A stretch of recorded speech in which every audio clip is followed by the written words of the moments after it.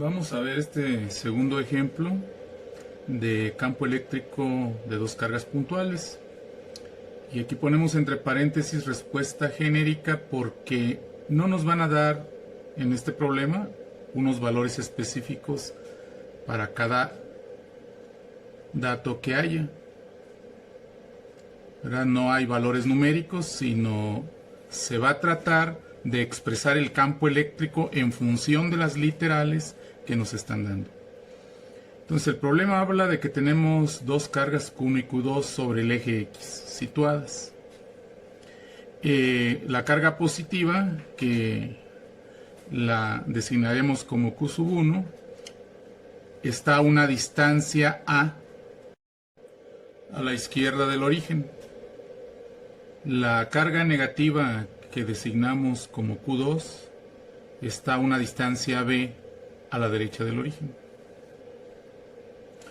Aquí vemos en el diagrama justamente que Q1, que es la carga positiva, la pusimos a una distancia A, por eso se dice genérica, una distancia A genérica, no nos están dando un valor numérico específico para A. Entonces Q1 se encuentra a una distancia A la izquierda del origen, es una carga positiva, y Q2, que es una carga negativa, se encuentra a una distancia B a la derecha del origen. Ambas se encuentran sobre el eje X. Entonces en este inciso A nos indican que hay que encontrar las componentes del campo eléctrico resultante, ¿verdad?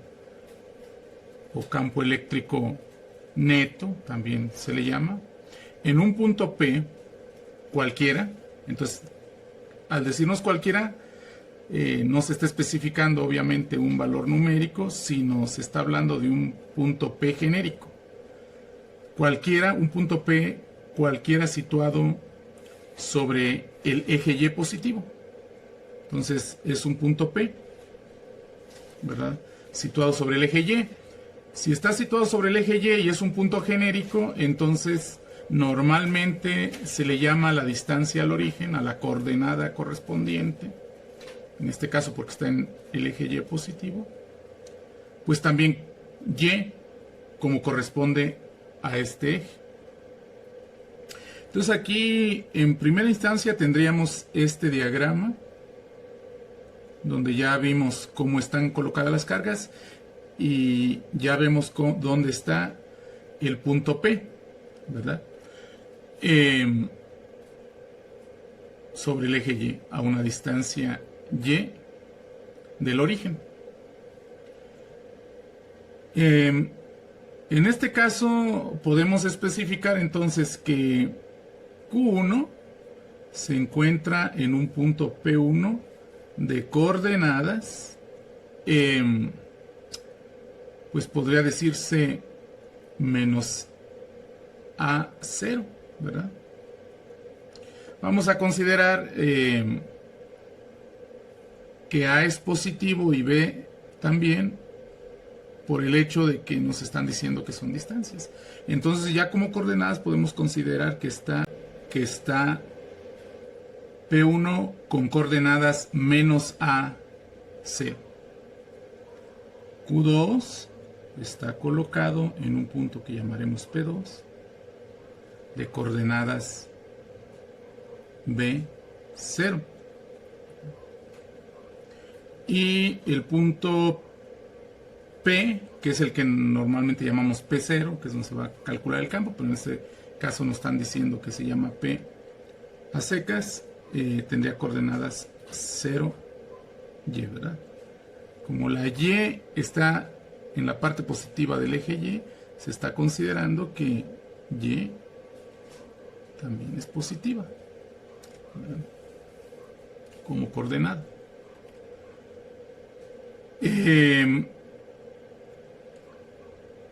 Entonces aquí lo primero que debemos ver, voy a volver a dibujar el diagrama para que quede claro.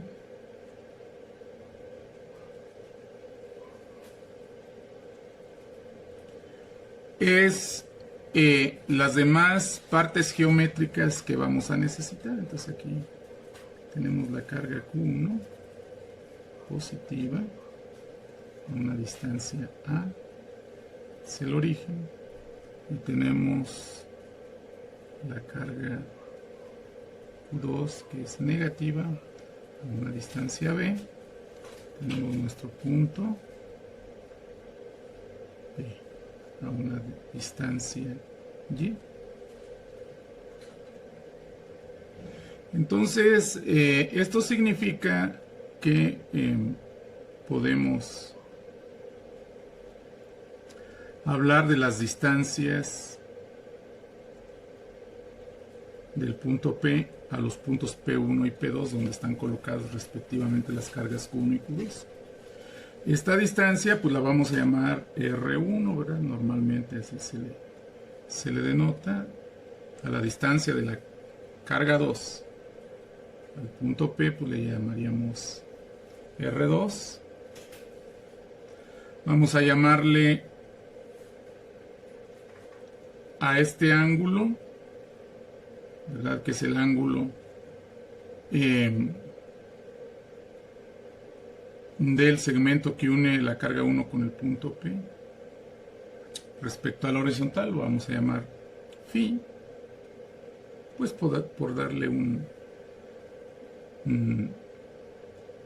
una simbolización, la letra griega phi, es la F griega minúscula, pero nos indica simplemente, en este caso, pues este ángulo, ¿verdad? Que forma el segmento que une la carga 1 con el punto P con la horizontal. De igual manera vamos a llamar teta secas el ángulo que forma el segmento que une el punto P con la carga 2 y la horizontal. Entonces nos quedaría de esta manera claro estas nuevas literales que vamos a ocupar para el problema, ¿verdad? Porque acuérdense ustedes que primero se checa la geometría, checamos las diferencias de abscisas, que noten ustedes que la diferencia de abscisas, ¿verdad? Del punto P, donde voy a calcular el campo con la carga 1, es en este caso, pues la coordenada del punto horizontal, que es 0, ¿verdad? Quitándole la coordenada horizontal del punto P1, donde está colocada la carga P1, ¿verdad? Esto es estrictamente lo que es del talle 1 y en valor absoluto. Pero pues eso simplemente pues nos da que lo vemos claramente, ¿verdad? Que esa es la diferencia de abscisas para la carga 1. Entonces, la diferencia de abscisas para la carga 2, pues claramente es B, ¿verdad? Haciendo estas cuentas, o se ve también directamente del diagrama, en este caso. La diferencia de ordenadas para la carga 1, pues obviamente va a ser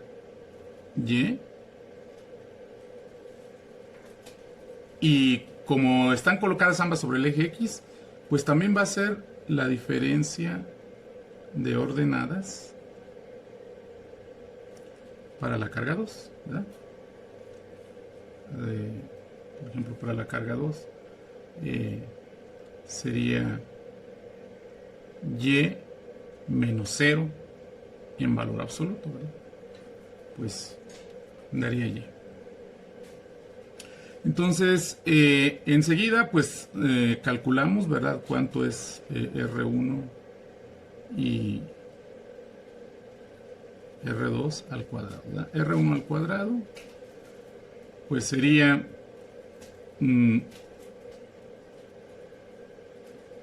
a cuadrada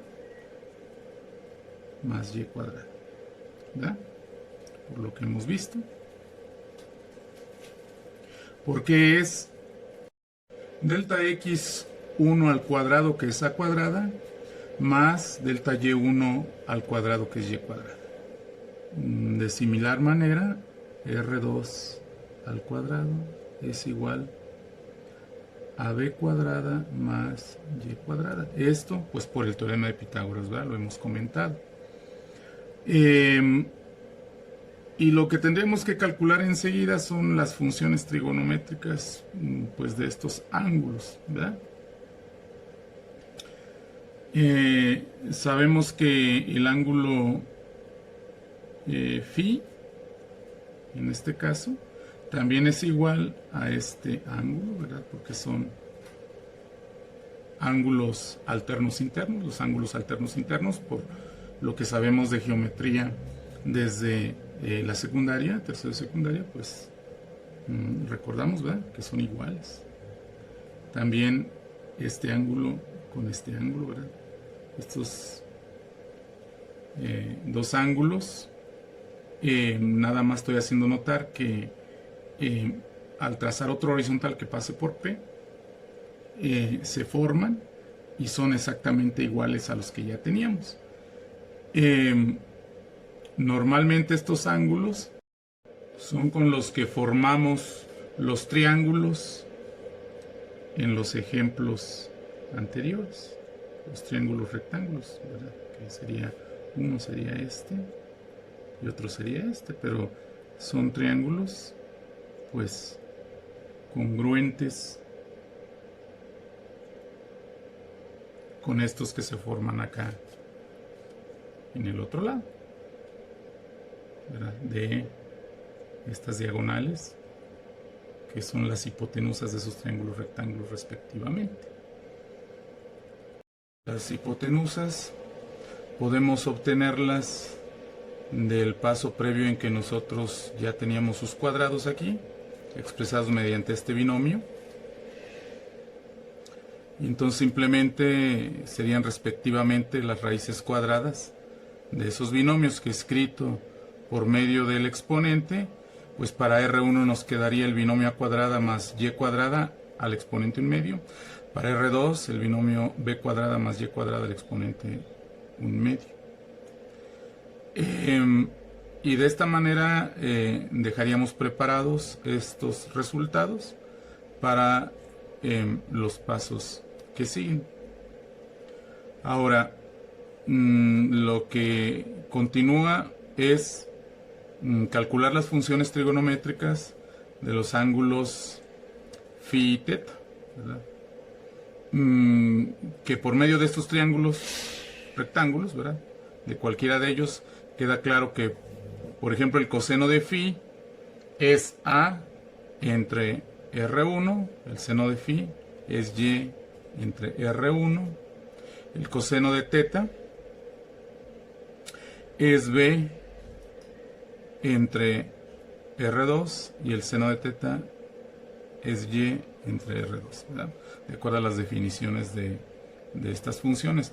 Noten ustedes que aquí nosotros podríamos sustituir R1 por su expresión mediante el binomio, ¿verdad?, que lleva a cuadrada más y cuadrada, por ejemplo, porque A y Y son datos del problema y R1 no es un dato del problema. Sin embargo, eso nos vamos a esperar a hacerlo posteriormente para que aquí no se sature la escritura de estas funciones, ¿verdad? Chistes que nos queden claras de esta manera. Lo mismo pasaría con R2, ¿verdad? Se pudiera sustituir aquí, pero lo vamos a reservar para más adelante por las razones antes dichas. Ahora, con esto terminaría la parte geométrica y entraríamos a la parte física propiamente hablando. La parte física debemos recordar que estamos buscando los campos eléctricos causados de momento individualmente por cada una de estas cargas en el punto P, con el objetivo de encontrar el campo eléctrico resultante. Esos campos eléctricos causados por cada una de estas cargas, pues aquí se han dibujado, ¿verdad? Este sería el campo eléctrico que llamaríamos E1, con flechita, desde luego porque se refiere al vector, campo eléctrico, que seguiría la dirección de la línea recta que une Q1 con P y justamente alejándose de la carga Q1. ¿Por qué? Porque este vector debe tener la dirección de la carga de prueba, que es positiva, que al ser colocada en P, obviamente se alejaría de la carga Q1, que también tiene carga positiva. De similar manera, hay otro vector que es el campo eléctrico que vamos a llamar E2, que sería el campo eléctrico causado en P por la carga Q2. Este campo eléctrico, al nosotros colocar una carga de prueba positiva en el punto P, pues va a seguir una trayectoria del segmento de recta que une el punto P con la carga Q2, ¿verdad? Justamente así. De esta manera, nosotros tenemos claro desde el punto de vista físico qué vectores andamos buscando. Tendrían más o menos esta forma, ¿verdad? Y con el objetivo de que vamos a encontrar la resultante de ellos dos. La resultante de ellos dos desde el punto de vista gráfico, ya hemos comentado que sería, construimos el paralelogramo cuyos lados son precisamente esos dos vectores campo y buscamos qué vector es el que va por la diagonal de ese paralelogramo partiendo del punto P. Este vector es el campo que buscamos y que nosotros en este problema simplemente estamos llamando E. Podría llamarse E sub P, ¿verdad? Porque es en el punto P, como se hace en otros problemas. En este caso lo vamos a llamar nada más E flechita porque es un vector. Andamos buscando este vector y bueno, lo primero que nos piden son las componentes de dicho vector. Bien, entonces, al entrar en esta parte física de estos dos campos individuales, E1 y E2, flechitas, nos interesa su magnitud, ¿verdad? Esa magnitud, pues, en general podemos escribirla como la E1 sin flechita, para el vector E1 con flechita, ¿verdad? En forma similar para E2. Para E1, pues justamente aquí está la fórmula de Coulomb, ¿verdad? K por valor absoluto de Q1 sobre R1 al cuadrado. En este caso particular, cuando el valor absoluto se esté calculando para una carga positiva, que es el caso, pues podemos quitar la barra de valor absoluto.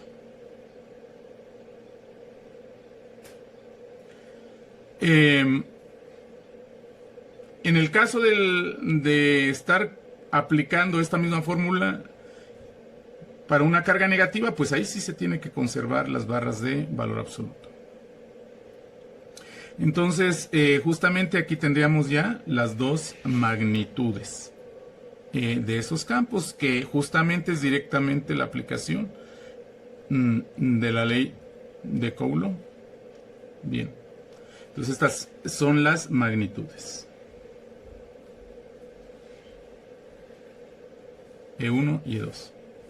Ahora bien, continuando con el siguiente paso, debemos calcular las componentes individuales de cada uno de esos campos individuales E1 y E2. Voy a dibujar acá aparte cómo es el campo E1, ¿verdad? Que es así más o menos, es este mismo, ¿verdad? Este E1 dibujado acá. Sabemos que lo podemos proyectar en el eje X y en el eje Y y se me forma un triángulo de campos, ¿verdad? Este le llamaríamos E1X vector, ¿verdad? O campo horizontal 1 y este E1Y vector, o también se le puede decir campo vertical 1, puesto que es el causado por la carga 1, ¿verdad? Bien. Entonces, ¿qué buscamos ahora? se nos forma este triángulo rectángulo de campos, ¿verdad? Y buscamos ahora justamente cómo son estos vectores, proyección, en magnitud y en dirección, ¿verdad? Eso significa que hay que encontrar sus componentes, ¿verdad? ¿Por qué es así? Porque, bueno, E1X es en realidad cierto número, que le voy a llamar E1X, ¿verdad? Por I, el vector unitario, fijo, con la dirección del eje X positivo. Y E1Y, vector, es igual a E1Y, que es un cierto número, una escalar, por el vector J, que es un vector unitario, con la dirección del eje Y positivo. Estos E1Y y E1X se les llama las componentes, ¿verdad? E1X la componente horizontal del vector E1 y E1Y la componente vertical del vector E1. Son escalares, son números, a veces son positivos y a veces son negativos, y justamente su signo es lo que nos indica la dirección, ¿verdad? En el caso de la componente horizontal, si va hacia la derecha es positivo, hacia la izquierda es negativo, o para el caso de la componente vertical, si va hacia arriba es positivo y si va hacia abajo es negativo el signo correspondiente. Entonces, esos signos nos indican la dirección de estas componentes y es importante siempre determinarlos, ¿verdad? Van aquí adentro, ¿verdad? Ahorita los vamos a determinar para este caso. Claramente estamos observando que para el caso del campo E1, las dos componentes tienen que ser positivas porque las proyecciones correspondientes apuntan la horizontal hacia la derecha y la vertical hacia arriba. Muy bien. Y lo demás, pues, es calcular de qué tamaño son esos vectores. Y justamente hacia allá vamos. Entonces, por eso pusimos aquí componentes de cada campo. Van a ser 4 componentes, ¿verdad? 2 componentes para E1 y 2 componentes para E2. En el caso del campo E2, si lo dibujamos acá aparte, pues más o menos es ¿verdad? De forma genérica.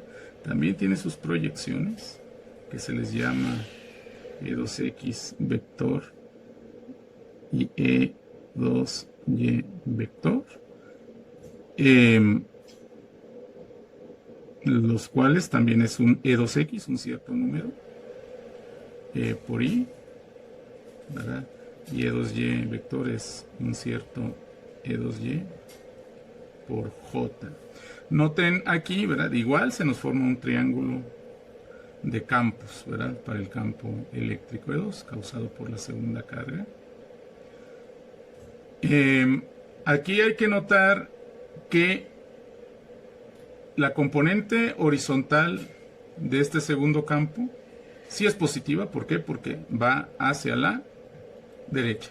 Sin embargo, la componente vertical sí es negativa porque va hacia abajo, ¿verdad? Entonces, estas 4 componentes aquí las pusimos en lista para irlas averiguando. Pues E1X, E2X, E1Y y E2Y. Bien, nosotros notamos que en estos triángulos, pues son triángulos rectángulos cuya hipotenusa justamente es la magnitud de cada campo, ¿verdad? Entonces, pues claro que el tamaño de estos catetos, ¿verdad? Que son en realidad las proyecciones, simplemente es multiplicar esa hipotenusa, que para el triángulo de campos la hipotenusa pues es justamente en cada caso la magnitud del campo eléctrico individual correspondiente, ¿verdad? Multiplicarla, ¿por qué? Pues por la función trigonométrica igual que corresponda, ¿verdad? Del ángulo que se está formando, ¿verdad? Aquí vemos claramente que este angulito, ¿verdad? Lo voy a señalar por acá. Este angulito es phi y este angulito lo voy a señalar por acá, es teta, ¿verdad? Ese ángulo es teta. Entonces, claramente los catetos, la relación que tengan con esos ángulos que acabo yo de dibujar, es lo que me va a dar la forma de calcular estas componentes. Y aquí está todo, ¿verdad? En cada caso es multiplicar para el caso de las componentes, ¿verdad?, del primer campo, que son E1X y E1Y, pues multiplicar la primera magnitud, que es E1, en el caso horizontal por coseno de phi y en el caso vertical por seno de phi. Para las componentes del segundo campo, pues es multiplicar la magnitud de este segundo campo, ¿verdad?, que ya lo tenemos, por el coseno de teta para el caso de la componente horizontal y por el seno de teta para el caso de la componente vertical, ¿verdad?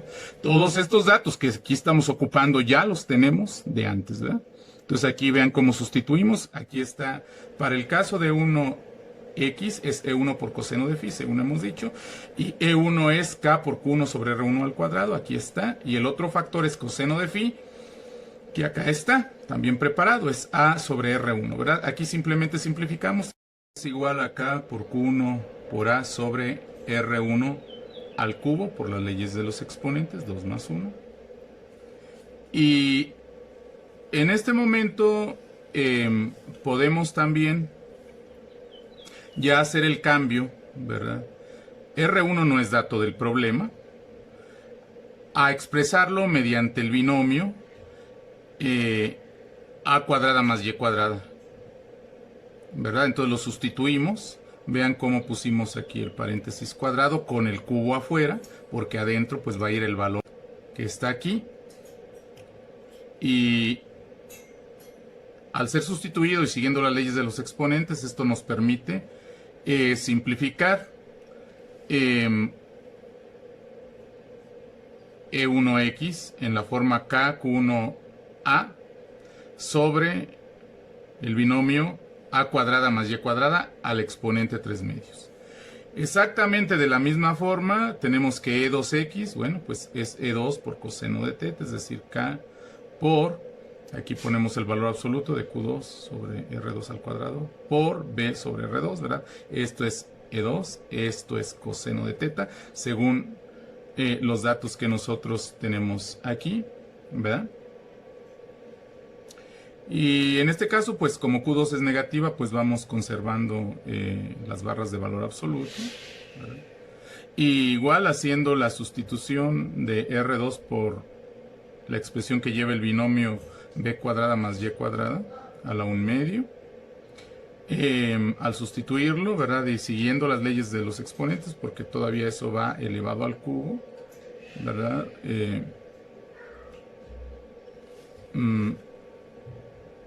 Nos quedaría K por Q2 en valor absoluto por B sobre el binomio B cuadrada más Y cuadrada a las 3 medios. De similar manera se calculan E1Y, ¿verdad? Y E2Y. E2Y ya habíamos comentado que va hacia abajo, entonces tiene un signo negativo, ¿verdad? E2Y adentro tiene un signo negativo, ¿verdad? Entonces aquí, a la hora en que empezamos a calcularlo, hay que ponerle su signo menos, ¿verdad?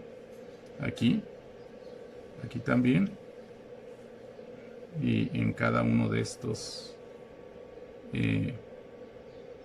expresiones, ¿verdad? Entonces, en otros problemas, pues otros saldrán negativos y otros positivos. En este caso, a E2Y le tocó signo negativo y a los demás componentes, pues les tocó signo positivo. Después de esto, entonces sí ya tendríamos que expresar la suma de las componentes horizontales, ¿verdad? Esa suma de componentes horizontales va a ser la componente horizontal del campo resultante. Entonces le puedo poner ya X, ¿verdad? Sería la suma de componentes horizontales, ¿verdad? En la preparatoria usábamos la notación, ¿verdad? suma de J igual, en este caso de J igual a 1 a 2, ¿verdad? Porque son nada más dos cargas, dos campos, pero dos campos individuales, pero así se escribiría, ¿verdad? Suma de J igual a 1 hasta 2 de Jx. Y esto nos daría, desarrollando esta sumatoria, pues E1x más E2x. Ya hemos aclarado que esta suma es algebraica. ¿Por qué? Porque estas componentes, pues, llevan signo adentro. Entonces habrá que tomar en cuenta ese signo de acuerdo a las leyes del álgebra. Entonces en nuestro caso, pues sería poner, ¿verdad?, estas dos expresiones, simple y sencillamente, ¿verdad? K1A sobre el binomio a cuadrada más y cuadrada a la 3 medios más K, aquí en este caso valor absoluto porque Q2 es negativa, por B sobre el binomio, ahora B cuadrada más Y cuadrada a la 3 medios. Aquí estos llevaban su signo positivo, ¿verdad? Las dos componentes horizontales. Entonces, este más de la suma algebraica, pues quedó directo, sin ningún problema, ¿verdad? Ahora, ¿qué sería Y? Y es la sumatoria de J igual a 1 hasta 2 de EJY. Es decir, E1Y más E2Y igual. Esta suma es algebraica, ¿verdad? Entonces nos quedaría E1Y que es K por Q1 por Y, en este caso, ¿verdad?, sobre el binomio A cuadrada más Y cuadrada a la 3 medios. Entonces fíjense, tocaría más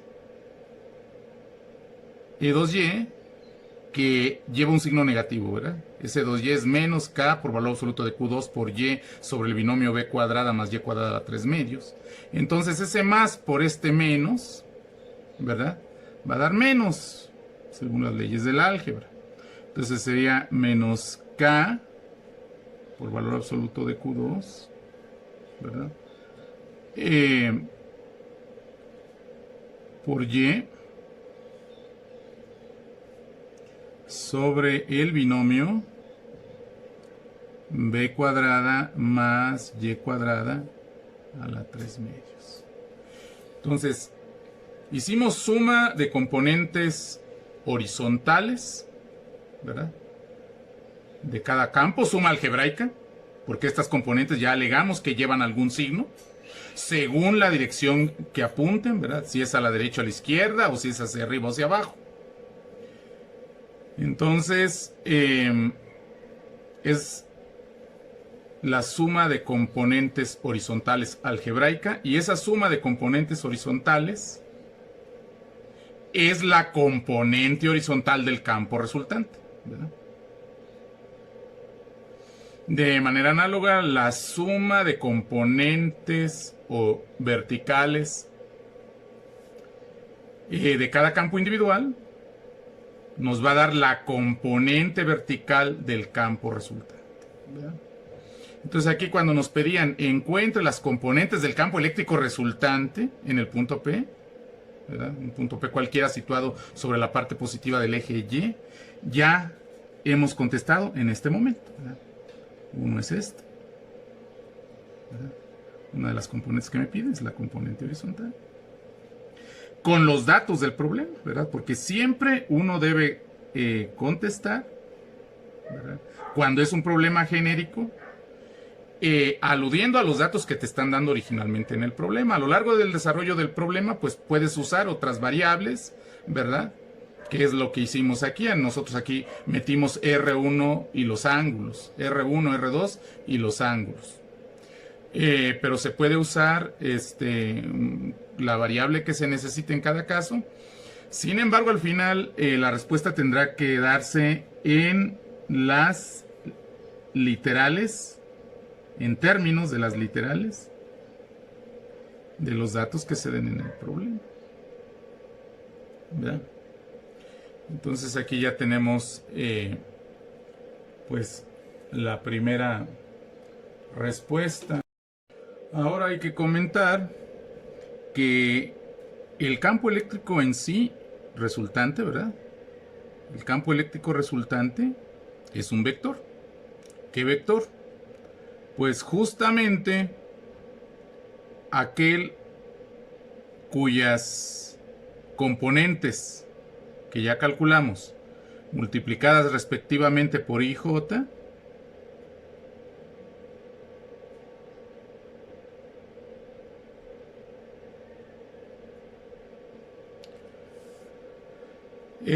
nos resulte.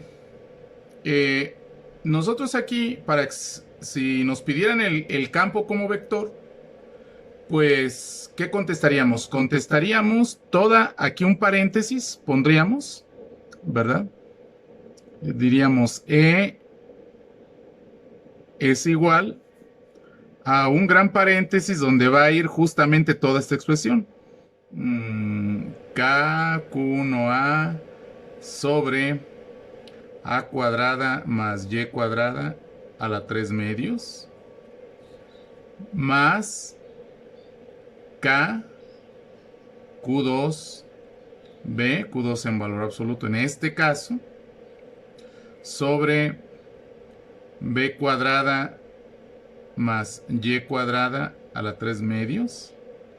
Se cierra el paréntesis y multiplicado por el vector I. Más, se abre un paréntesis, K, Q1Y sobre el binomio A cuadrada más Y cuadrada a la 3 medios, menos, ¿verdad? En este caso, este resultó menos. En otros, pues, habrá variación, ¿verdad? En los otros componentes. K por Q2 en valor absoluto por Y sobre B cuadrada más Y cuadrada a la 3 medios. Se cierra el paréntesis por el vector J unitario. Esta sería la expresión del campo eléctrico en este caso. Un campo eléctrico genérico, ¿verdad? Porque simplemente está en función de las literales de los datos de nuestro problema. Pero este sería, que en este caso no nos lo pidieron así, ¿verdad? Nos pidieron que pusiéramos simplemente las componentes. Bien. Ahora, el inciso B de nuestro problema nos pide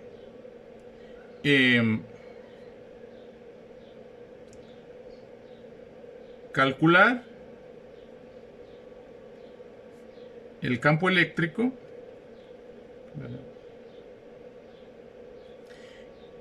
en el caso especial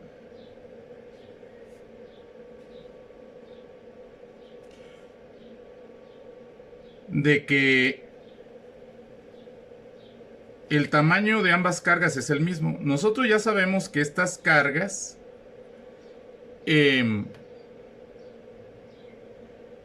son de distinto signo.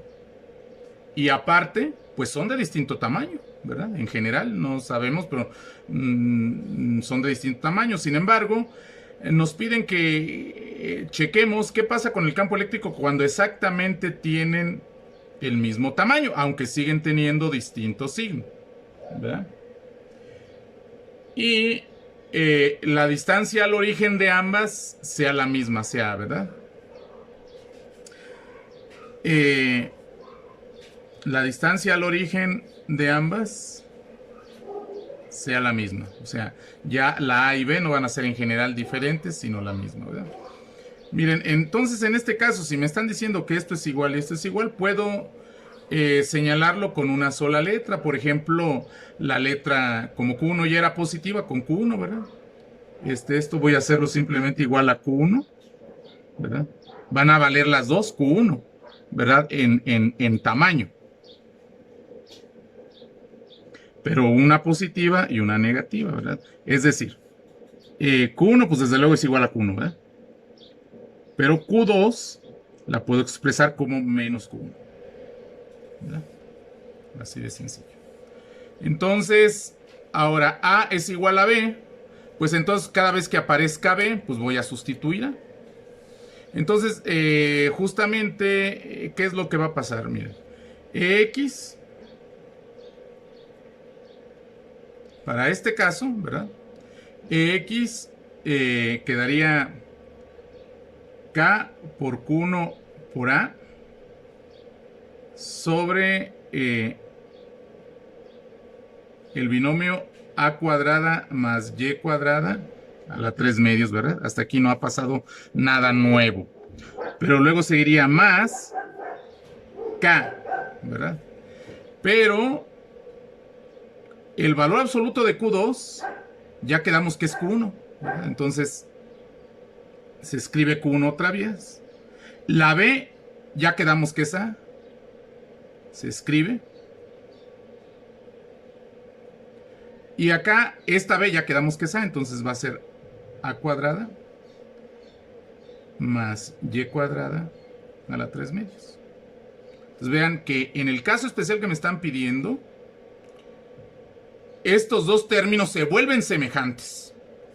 Entonces se puede simplificar esta expresión a escribir 2K Q1A sobre el binomio A cuadrada más Y cuadrada a la 3 medios.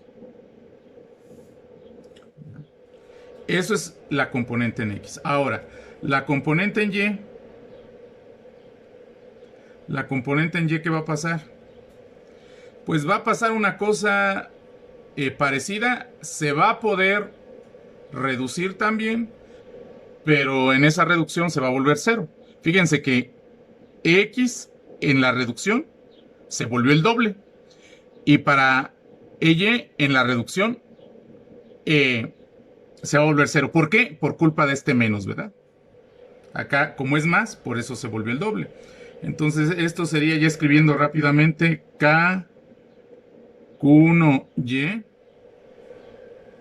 sobre A cuadrada más Y cuadrada a la 3 medios menos K Q1, ya quedamos que esto es Q1, Y sobre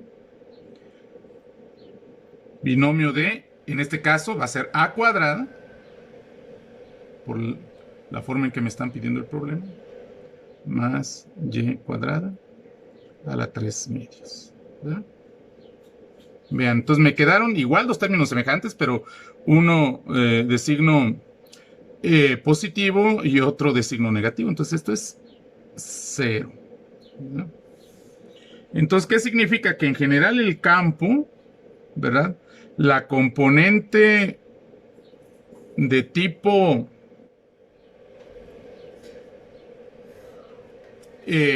horizontal se conserva.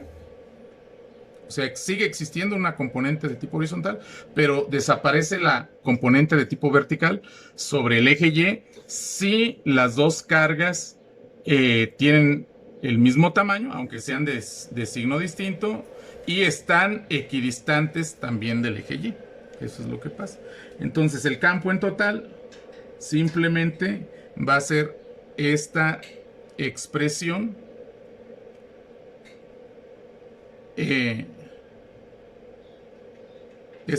por I.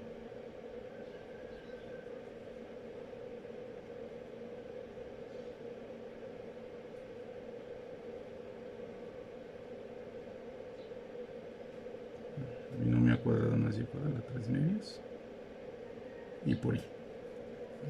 Entonces así contestaríamos en este caso, que es el campo eléctrico. Ok, checando un poquito más la situación para este caso B. ¿Cómo cambiaría el diagrama? Pues el diagrama simplemente cambia, sigue habiendo un punto P con una distancia Y. Lo que cambia es que ahora tenemos uno aquí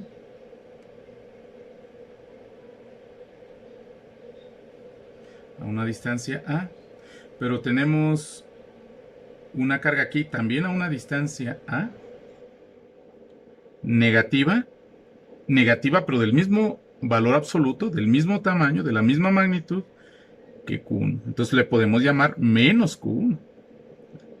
Esta Q2 es menos Q1. Claramente se ve, ¿verdad? Que entonces en este caso particular, miren, el tamaño del campo individual causado por la carga Q1 en el punto P, pues va a ser cierto, ¿verdad? Pero noten que el tamaño de este campo individual va a ser exactamente igual al tamaño del otro campo individual.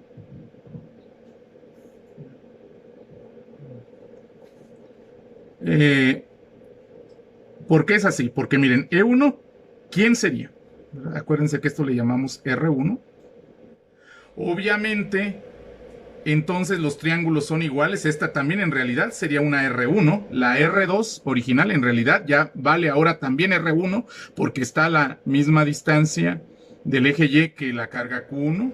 La carga Q2 que vale menos Q1. Entonces vale K, ya habíamos dicho, por Q1 sobre R1 al cuadrado, ¿verdad? Esta ya lo sabíamos, ¿verdad?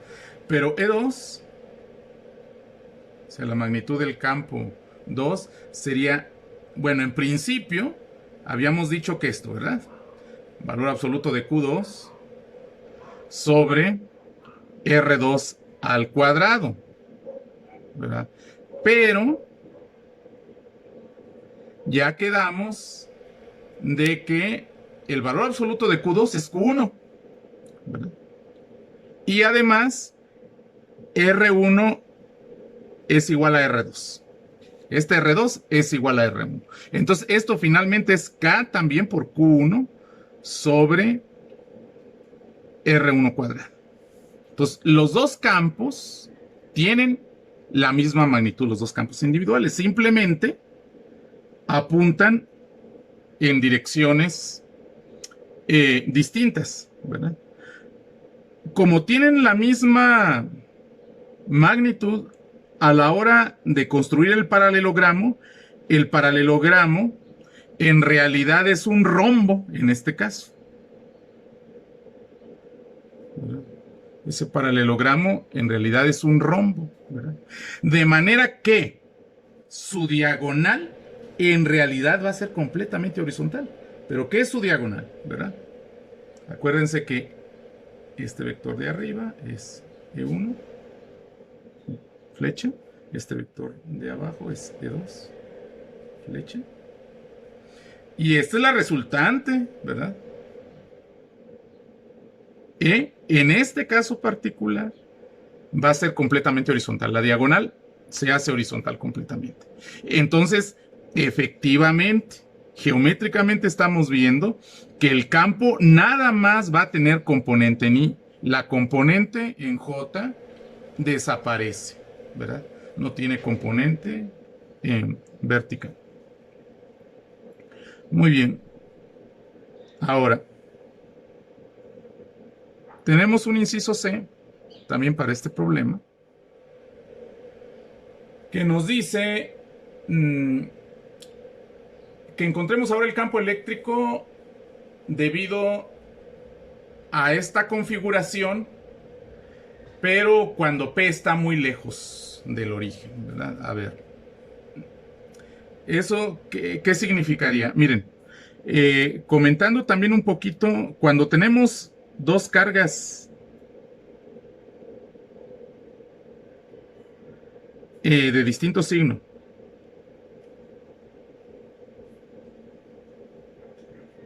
y del mismo tamaño,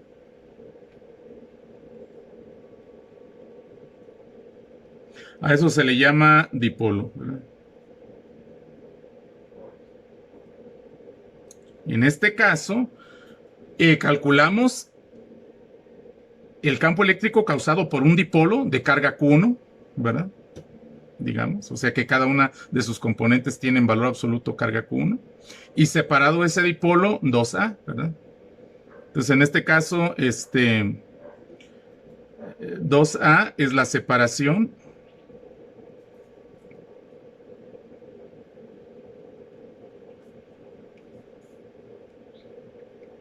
del dipolo. Se supone que están cerca, ¿verdad?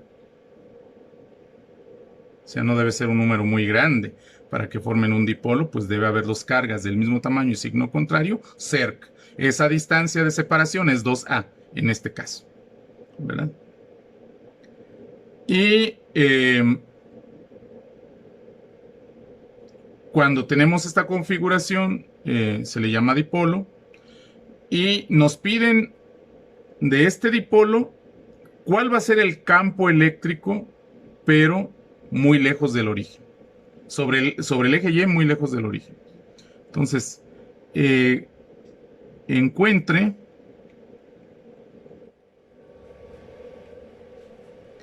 el campo eléctrico cuando el punto P está muy lejano del origen. Aquí, ¿qué significa esto? Que P, pues en general, no va a estar, digamos, como en este diagrama, donde se ve que la distancia Y, ¿verdad? Del punto al origen, es comparable, ¿verdad? Con la distancia de separación entre las dos cargas que tienen signo distinto e igual tamaño. Sino que esto significa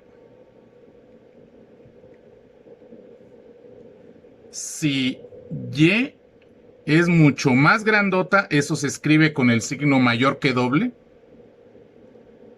que la A.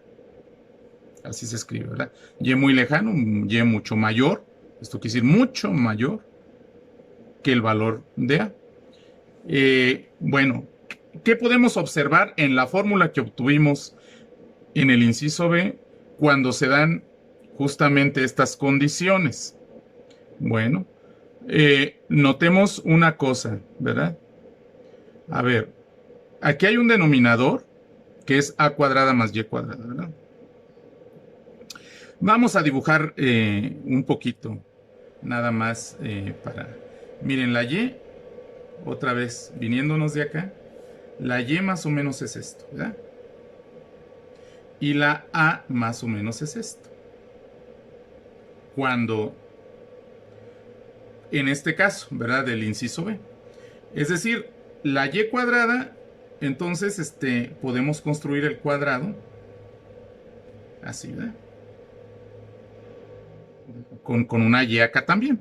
Entonces ya esto que nos queda aquí sería Y cuadrada. La A con otra A acá, desde luego que podemos construir una A cuadrada. Entonces, en este caso de nuestro ejemplo, así quedarían los cuadrados. A cuadrada más Y cuadrada sería toda el área de la figura formada por los dos cuadrados pegados. Ahora, ¿qué pasa en este caso del inciso C? En caso del inciso C, ¿verdad? Y haciendo ahora sí que un alejamiento. Para verlo bien. En caso del inciso C, significa que la Y va a ser sumamente grandota comparada con una A muy chiquita. Yo aquí ya es este mismo dibujo, pero me alejé. Me alejé, ¿verdad? De manera que la A la dejé igual y lo que hice crecer mucho es la Y porque me piden que yo aleje mucho el punto P del origen. Entonces vean que prácticamente si Y es mucho mayor que A, ¿verdad? A cuadrada más Y cuadrada prácticamente casi es igual a la misma Y cuadrada. Si ustedes todavía la A la conservan, si hacen crecer más el lado Y de este cuadrado, pues va a ser un cuadradote muy grandote contra una cosa muy pequeña que es el cuadradito correspondiente a. Entonces, Y cuadrada más A cuadrada en realidad es Y cuadrada. Para esta condición de que Y sea mucho mayor que A, es decir, que el punto P esté muy alejado del origen.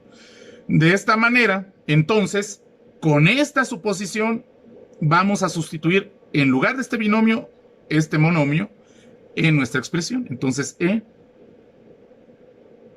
quedaría 2K1A sobre, entonces ya aquí vamos a escribir dentro de nuestro paréntesis simplemente Y cuadrada, ¿verdad?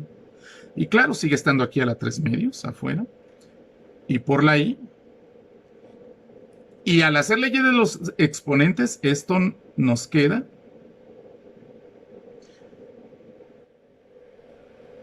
2K1A sobre Y cúbica por I, ¿verdad? Por leyes de los exponentes. Acuérdense que esto que estamos obteniendo es una aproximación, entonces siempre es bueno aclararlo mediante el signo igual ondeado, ¿verdad? Entonces, en estas condiciones E es aproximadamente igual a 2K por Q1 por A sobre Y cúbica.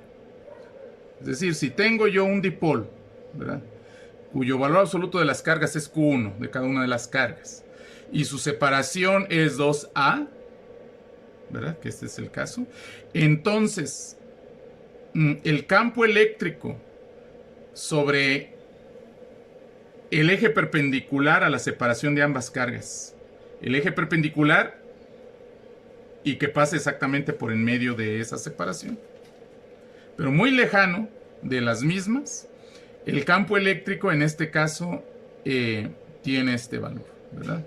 Que significaría pues que simplemente es la separación multiplicada por la carga y la constante de Coulomb por el valor individual de una de las cargas en valor absoluto y dividido entre el cubo de la separación del punto donde yo estoy calculando el campo, ¿verdad?, del dipolo. O sea que tenemos este caso, el dipolo va a estar por aquí, ¿verdad?